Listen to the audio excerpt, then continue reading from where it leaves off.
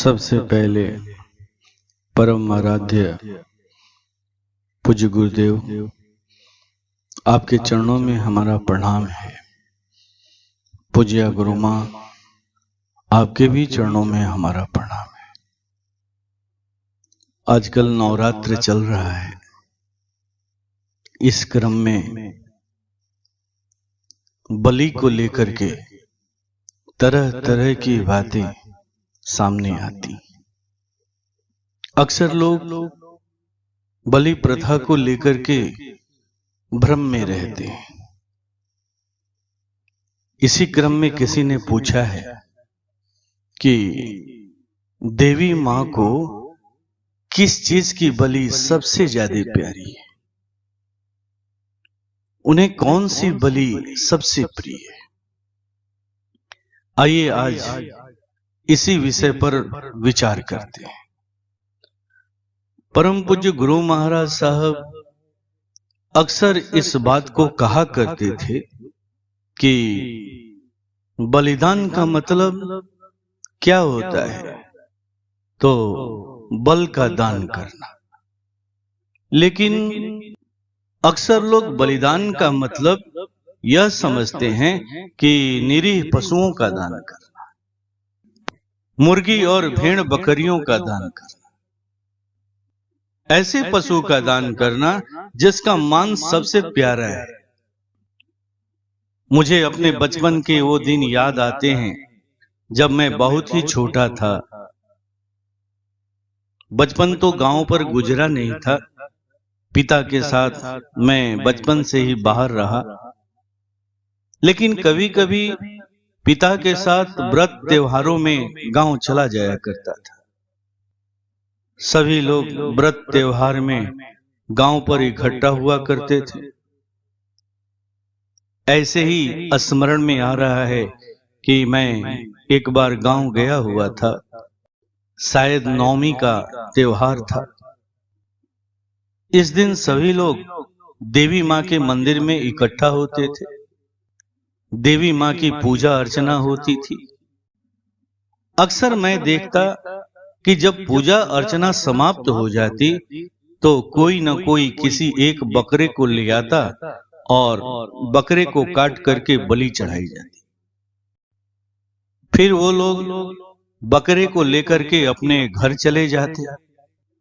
बकरे को काट करके छोटे छोटे टुकड़ों में बदल देते और थोड़ा थोड़ा मांस का टुकड़ा गांव के हर गोतिया समाज के यहाँ भिजवा दिया करते।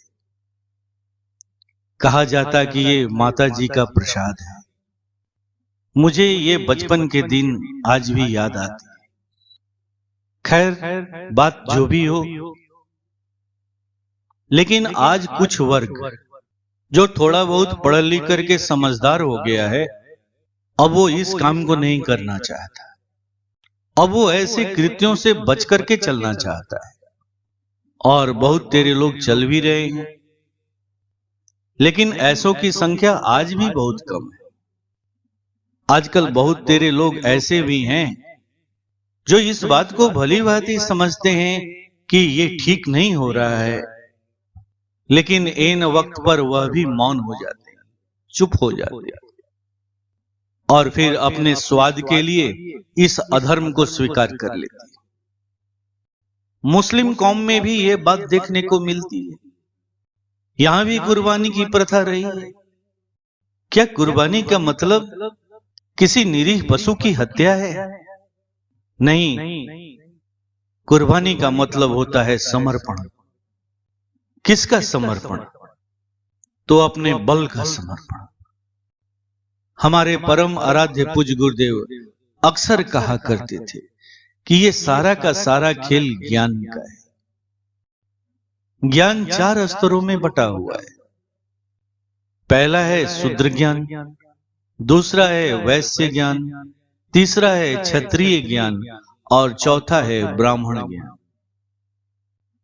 हमारे अंदर में जैसे जैसे ज्ञान का स्तर ऊंचा होते चला जाता है, वैसे वैसे बलिदान का भी स्तर बदलते चला जाता है।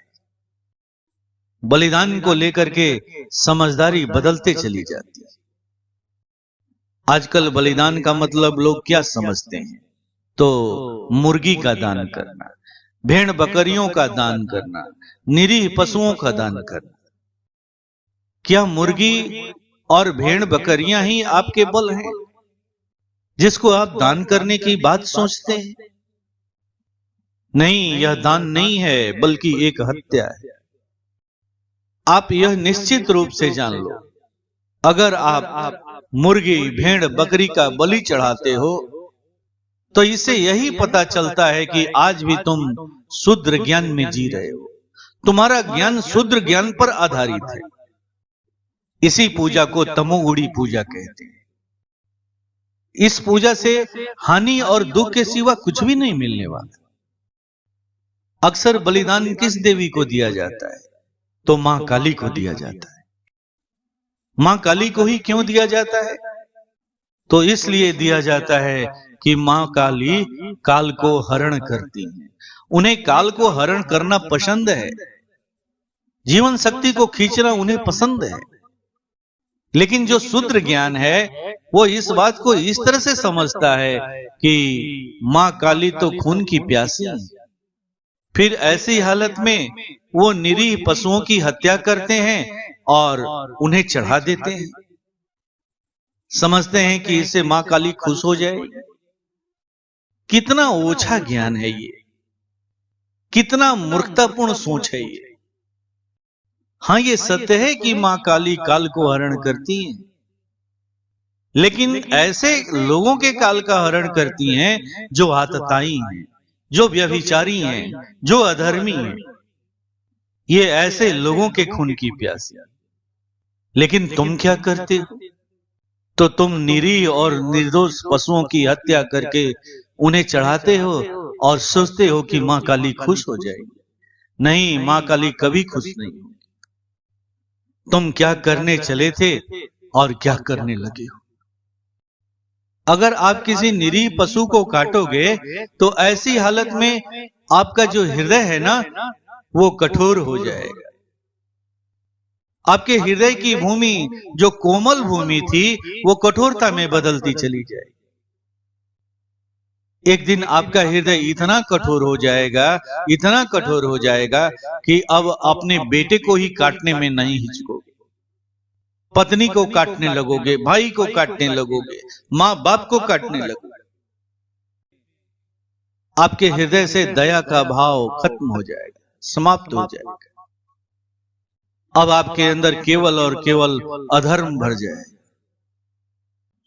आप जब तक शूद्र ज्ञान से ऊपर नहीं उठेंगे तब तक बलि के सही रहस्य को समझ नहीं पाएंगे। हमारा बल क्या है? तो हमारा मैं, हमारी खुदी, हमारा अहंकार, यही हमारा बल है। हमारी खुदी कैसे बनी है? हमारा मैं का निर्माण कैसे हुआ है? तो लोभ से हुआ है, काम से हुआ है, क्रोध से हुआ है, मोह से हुआ है, मद से हुआ है। आपको याद होगा जब हम बच्चे थे तो हमारे अंदर का जो मैं है वो विकसित नहीं था, अभी उसका निर्माण ही नहीं हुआ था। हमारे अंदर में जिस दिन मैं का निर्माण हुआ उसी दिन मेरा का भी निर्माण हो गया। जब हमारे खिलौने को कोई लेता था, छूता था तो हम रोने लगते थे, बिलखने लगते थे। फिर आगे चल करके मोह पैदा हो गया, फिर और आगे बढ़े तो काम पैदा हो गया। काम का मतलब कामना से है, इच्छा से है। अगर कामना या इच्छा की सिद्धि हो गई तो मोह पैदा हो गया। अगर कामना या इच्छा की सिद्धि नहीं हुई, कामना या इच्छा की पूर्ति नहीं हुई तो क्रोध पैदा हो गया। इस तरह से हमारा मैं कभी काम से होकर के गुजरा, कभी लोभ से होकर के गुजरा, कभी मोह से होकर के गुजरा, कभी मद से होकर के गुजरा। और अब ये इतना मजबूत हो चुका है, कंक्रीट हो चुका है कि हमारा स्वयं जो है ना वो बोलना बंद कर चुका है। अब हमारे अंदर से जो भी आवाज निकलती है हमारे मैं की आवाज निकलती है। हमारे अहंकार की आवाज निकलती है, हमारे खुदी की आवाज निकलती है। अब हमारा मैं बोलने लगा है, हमारा अहंकार बोलने लगा है, हमारी खुदी बोलने लगी। मैं कुछ हूं, मैं कुछ विशेष हूं, मेरे बिना काम नहीं चलने वाला। मेरी बात नहीं मानोगे तो तुम्हारा सारा काम बिगाड़ दूंगा। इस तरह से हमारा मैं और बलवान होता चला गया, और बलवान होता चला गया।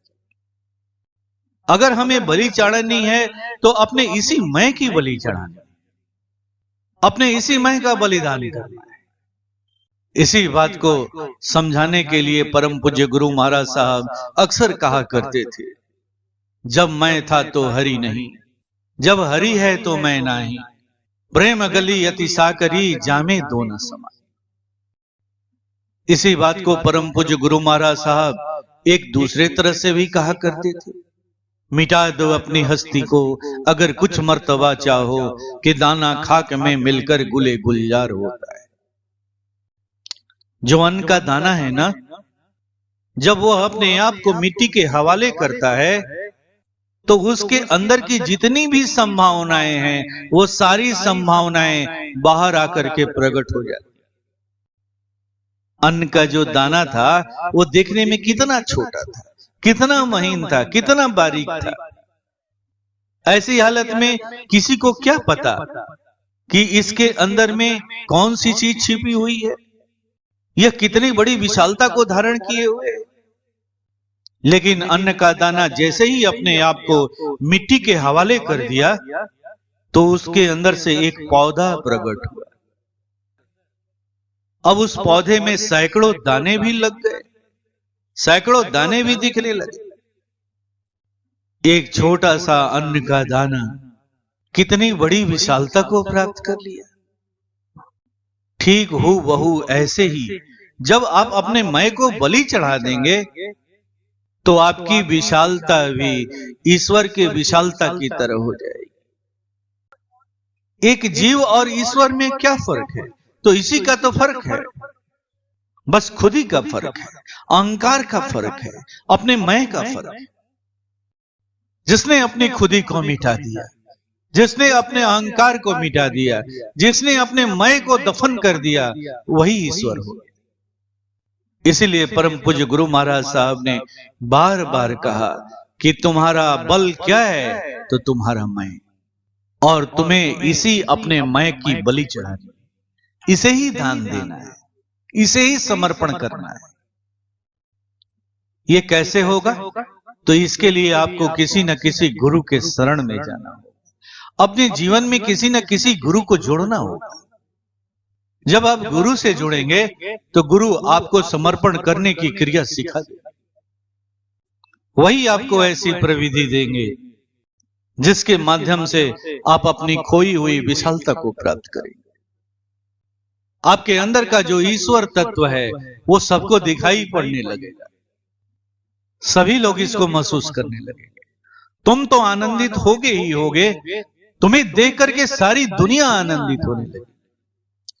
इस तरह से आपके जीवन में स्वतः ही सुख शांति का साम्राज्य पैदा हो जाएगा, स्थापित हो जाएगा। इस तरह से परम पूज्य गुरु महाराज साहब ने बार बार चेताते हुए कहा है, हे मानव, अपने शूद्र ज्ञान से ऊपर उठो। तुम क्या करने चले थे और क्या करने लगे हो? कहां फंस गए हो? तुम्हें तो अपने हृदय को विशाल बनाना था, कोमल बनाना था, लेकिन तुम तो अपने हृदय को कठोर बनाते चले जा रहे हो, संकीर्ण बनाते चले जा रहे हो। तुम्हारे इसी संकीर्ण हृदय की वजह से आज भाई भाई के बीच में लड़ाई हो रही है। एक भाई दूसरे भाई को काटने के लिए तैयार खड़ा है, एक भाई दूसरे भाई के साथ बेईमानी करने पर उतारू है। इसलिए याद रखो, ये बलिदान का पापी ज्ञान तुम्हारे लिए नर्क का रास्ता खोल देगा, नर्क का रास्ता। बलिदान का मतलब कभी भी निरीह पशुओं की हत्या नहीं है, बल्कि बलिदान का मतलब होता है अपने बल का दान करना। और तुम्हारा बल क्या है? तो तुम्हारा मैं, तुम्हारी खुदी, तुम्हारा अहंकार। जो बार बार कभी क्रोध से होकर के गुजरता है, कभी लोभ से होकर के गुजरता है, कभी काम से होकर के गुजरता है, कभी मोह और मद से होकर के गुजरता है।